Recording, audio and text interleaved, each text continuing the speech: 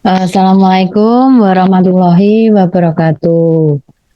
Teman-teman, pada video kali ini saya akan menjelaskan bagaimana mencari manajemen laba pada perusahaan pertambangan yang terdaftar di Bursa Efek Indonesia. Periodenya itu adalah 2019 hingga 2021. Nah, teman-teman, di sini manajemen laba itu dipengaruhi oleh 3 variabel, yaitu leverage. Leverage yang diukur dengan DER dan DAR. DER itu adalah debt equity ratio dan DAR itu adalah debt asset ratio. Nah, profitabilitas diukur dengan ROA dan ROE. ROA itu adalah return on asset, sedangkan ROE itu adalah return on equity. Nah, untuk manajemen laba itu juga dipengaruhi oleh kepemilikan manajerial. Jadi di video ini ada variabel manajemen laba, leverage, profitabilitas, dan kepemilikan manajerial. Jika teman-teman belum paham mengenai tabulasi data penelitian kalian, teman-teman bisa ikut bimbingan online saya, DM ke Instagram saya.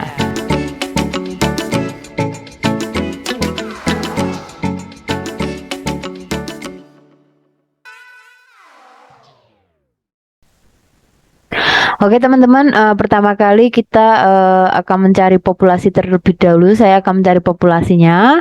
Nah, sumber di sini adalah di IDN Finansial. Nah, di sini diperoleh 56 perusahaan pertambangan. Nah, untuk mencari sampel berdasarkan dengan teknik purposive sampling atau berdasarkan dengan kriteria, di mana kriterianya itu adalah, nah ini ada 3, perusahaan yang terdaftar, perusahaan yang melaporkan laporan keuangan, dan perusahaan yang mendapatkan laba. Jadi dari 56 ini nanti diseleksi dengan 3 kriteria. Nah, nanti terakhir dapat sampelnya berapa. Oke, di sini adalah kriteria yang pertama, ada perusahaan 6 perusahaan yang tidak lolos seleksi. Jadi teman-teman bisa masukkan di sini ada 6 perusahaan yang tidak terdaftar secara berturut-turut. Misalkan di sini adalah ADMR, di mana ADMR itu adalah perusahaan yang IPO-nya pada tahun 2022, sedangkan penelitian ini dimulai dari 2019. Jadi ADMR tidak lolos seleksi. Nah, untuk kriteria yang kedua itu ada 10 perusahaan. Jadi ada 10 perusahaan yang tidak melaporkan laporan keuangan. Nah, di sini misalkan untuk BOS Borneo Olah Sarana Sukses itu pada tahun 2021 laporan keuangannya tidak dipublikasikan. Nah, untuk kriteria yang ketiga, itu ada 17 perusahaan yang tidak mendapatkan laba. Nah, ini saya kasih warna merah. Di sini ada tanda negatif, artinya perusahaan itu mengalami kerugian. Jadi ada 17 perusahaan yang mengalami kerugian. Jadi sampel yang digunakan sebanyak 23 perusahaan. Nah, ini 23 nanti dikalikan dengan 3 tahun penelitian, jadi nanti total N-nya sebanyak 69 observasi data. Oke, untuk mencari manajemen laba, teman-teman bisa di sini lihat di sini, di mana manajemen laba itu terdiri dari laba setelah pajak, arus kas operasi, nanti ketemu dengan total accrual, di mana total accrual itu laba setelah pajak dikurangi arus kas operasi. Setelah itu teman-teman mencari total aset periode T-1, berarti kalau tahun penelitian ini 2019, berarti teman-teman membutuhkan tahun 2018 karena ada periode T-1. Nah, di sini teman-teman bisa lihat total accrual periode sekarang dibagi dengan total aset T-1. Berarti teman-teman bisa lihat untuk total accrualnya tadi berapa, 2021. Ini sekian dibagi dengan total aset tahun 2020. Jadi nanti ketemu bagian ini. Nah, untuk selanjutnya adalah 1 per total aset T-1. Jadi untuk 1 per I-1 berarti 1 dibagi dengan total aset tahun 2020. Nah, teman-teman juga perlu mencari pendapatan, di mana pendapatan ini nanti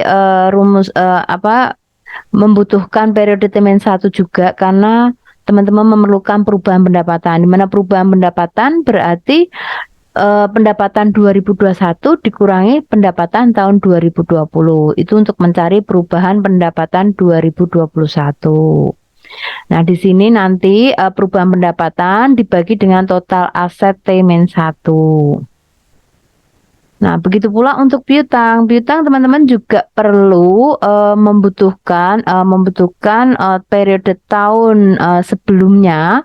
Ya, ini karena mencari perubahan piutang. Perubahan piutang itu nanti dicari di bagian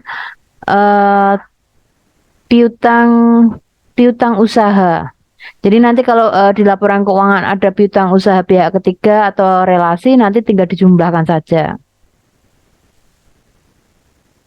Nah, untuk mencari perubahan piutang sama seperti mencari perubahan pendapatan tadi, untuk mencari perubahan piutang teman-teman perlu caranya gini, piutang 2021 dikurangi 2020 nanti memperoleh perubahan piutang.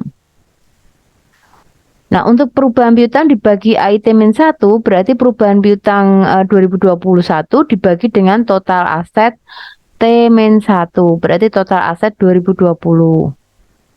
Nah, untuk aset tetap, teman-teman bisa mencari di bagian laporan keuangan, nanti cari aset tetapnya berapa, sudah ketemu aset tetap.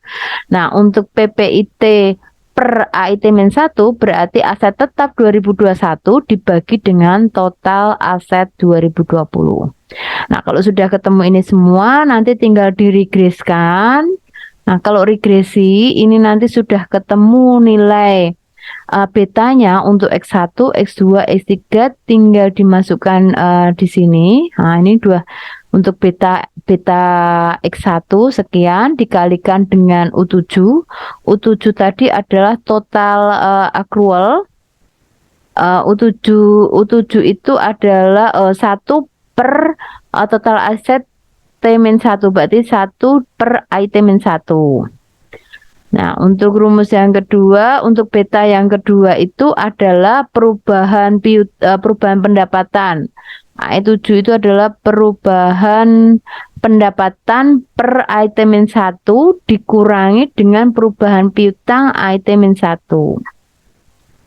Nah, ditambah dengan nilai beta yang ketiga 0,082. 0,082 ini dikalikan dengan AU7. AU7 adalah PPIT per AIT-1. Nah, teman-teman kalau sudah mendapatkan nilai NDA, teman-teman bisa lanjut untuk mencari manajemen labanya, yaitu DA-nya. Nah, DA itu rumusnya, nah ini tadi DA itu rumusnya R7. R7 itu apa? Teman-teman bisa lihat di sini R7. R7 itu adalah total accrual per item 1 dikurangi dengan NDA. Jadi nanti di sini DA sudah ketemu tadi, total accrual dibagi T-1 dikurangi dengan NDA. Jadi sudah ketemu manajemen laba tahun 2019, 2020, 2021. Nah, sekarang teman-teman bisa mencari untuk variabel leverage-nya. Nah, di sini leverage. Nah, leverage di sini ada DER dan ada DAR. Yang membandingkan kalau DER itu total hutang dibagi dengan total ekuitas, sedangkan DAR itu adalah total hutang dibagi dengan total aset. Nah, untuk variabel keduanya adalah profitabilitas. Profitabilitas di sini adalah ROA dan ROE.